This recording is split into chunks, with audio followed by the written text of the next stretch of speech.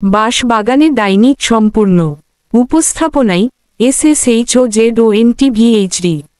3 বন্ধু রাহুল, সাব্বির আর Tuhin horror YouTube channel চালায়। তারা নতুন কন্টেন্টের খোঁজে আসে কুয়াশাদি গ্রামে। গ্রামের প্রবীণ লোক হারান কাকু তাদের সতর্ক করে বলেন, ওই বাঁশবাগানে গেলে কেউ ফিরে আসে না, ওখানে অলতা পায়ের ডাইনি থাকে। তবে মজা ও ভাইরাল হওয়ার লোভে তারা সেদিন রাতেই ওই বাগানে ঢোকে। ক্যামেরা, ট্রাইপড, মাইক্রোফোন নিয়ে তারা রেকর্ডিং শুরু করে। রাতের একদম মাঝখানে, বাঁশবাগানের মাঝখানে এক জায়গায় তারা পৌঁছায়, যেখানে বাতাস বন্ধ, পাখিও নেই। হঠাৎ লাল আলোয় ভেসে উঠে একটি পুতুল, চোখ ছিঁড়ে নেওয়া, গায়ে রক্ত। তুহিন সেটা ধরতে যাওয়া মাত্রই চারপাশে একটা বিকট চিৎকার হয়।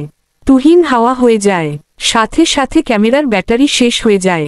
বনের মাঝখানে তারা বুঝতে পারে তারা আর একা নেই। হঠাৎ রাহুলের মনে পড়ে, হারান কাকু বলেছিলেন 70 বছর আগে এক তরুণী, অলতা, এই গ্রামের এক জমিদারের হাতে পুড়ে মারা গিয়েছিল। তার অপরাধ, সে ছিল এক গরিব ওঝার মেয়ে, যাকে ভালোবেসেছিল জমিদারের ছেলে। কিন্তু সমাজ মানেনি। গায়ে কেরোসিন ঢেলে তাকে বাঁশবাগানে বেঁধে পুড়িয়ে মারা হয়। মৃত্যুর আগেই অলতা শপথ করেছিল, এই বাঁশবাগান হবে আমার, প্রতিটি প্রজন্ম আমার রক্তের বদলা দেবে। তার পা ছিল বাঁকা, জ্বলন্ত চোখে সে তাকিয়েছিল সব কজনের দিকে। আর তার মৃত্যুর পর থেকেই প্রতি 21 বছরে এক রাতে একটা প্রাণ নেয় ডাইনি। এবার পালা তুহিনের। রাহুল ও সাব্বির একসময় খুঁজে পায় একটা পোড়া কুঁড়ে ঘর, বাগানের ভিতরে ঢুকেই তারা দেখে তুহিন বসে আছে, ঠান্ডা চোখে, হাসছে। কিন্তু ওর মুখটা অস্বাভাবিক, যেন মানুষ নয়। ও বলল, তাহলে তোরা এসে গেছিস, এখন আমার পালা শেষ, তোদের শুরু। হঠাৎ করেই সে গলে গিয়ে একটা অদ্ভুত ছায়ায় রূপ নেয়। ছায়া থেকে গড়ে উঠে সেই ডাইনি অলতা। গা থেকে ছাই ঝরছে, আর কণ্ঠটা এমন ভয়ানক, আমার গল্প কেউ বলে না, এবার আমি নিজেই বলবো, তোদের শরীর দিয়ে। রাহুল কোনো মতে তার দাদুর দেওয়া পুঁতির মালা বের করে, যেটা সে মজা করে এনেছিল। ডাইনির শরীরে সেটা পড়তেই সে চিৎকার করে ওঠে। তার গায়ে আগুন ধরে যায়, পাতা, বাঁশ, মাটি সব কাঁপতে থাকে। ডাইনির ছায়া গলে যায়, চারদিকে নিস্তব্ধতা। রাহুল একমাত্র জীবিত ব্যক্তি হিসেবে গ্রামে ফিরে আসে। সবাই ভাবে সব শেষ হয়েছে। কিন্তু 21 দিন পর ইউটিউব চ্যানেলে আপলোড হয় এক নতুন ভিডিও। অলতা এখন ক্যামেরার ভিতরে। তুই দেখেছিস মানে, তুই ও টার্গেট। ভিডিও চালু হতেই দেখা যায় ক্যামেরায় এক লাল চোখের ছায়া তাকিয়ে আছে দর্শকের দিকে। বাঁশবাগানে ডাইনি সম্পূর্ণ উপস্থাপনায় SSHOZONTVHD। 3 বন্ধু রাহুল, সাব্বির আর তুহিন হরর ইউটিউব চ্যানেল চালায়।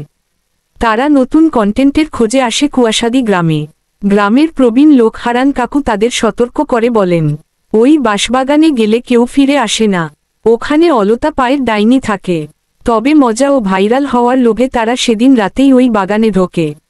ক্যামেরা, ট্রাইপড, মাইক্রোফোন নিয়ে তারা রেকর্ডিং শুরু করে। রাতের একদম মাঝখানে, বাঁশবাগানের মাঝখানে এক জায়গায় তারা পৌঁছায়, যেখানে বাতাস বন্ধ, পাখিও নেই। হঠাৎ লাল আলোয় ভেসে উঠে একটি পুতুল, চোখ ছিঁড়ে নেওয়া, গায়ে রক্ত। তুহিন সেটা ধরতে যাওয়া মাত্রই চারপাশে একটা বিকট চিৎকার হয়। তুহিন হাওয়া হয়ে যায়, সাথে সাথে ক্যামেরার ব্যাটারি শেষ হয়ে যায়। বনের মাঝখানে তারা বুঝতে পারে তারা আর একা নেই।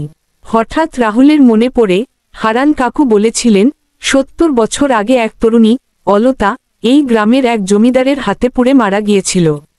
তার অপরাধ, সে ছিল এক গরিব ওঝার মেয়ে, যাকে ভালোবেসেছিল জমিদারের ছেলে। কিন্তু সমাজ মানেনি। গায়ে কেরোসিন ঢেলে তাকে বাঁশবাগানে বেঁধে পুড়িয়ে মারা হয়। মৃত্যুর আগেই অলতা শপথ করেছিল, এই বাঁশবাগান হবে আমার, প্রতিটি প্রজন্ম আমার রক্তের বদলা দেবে।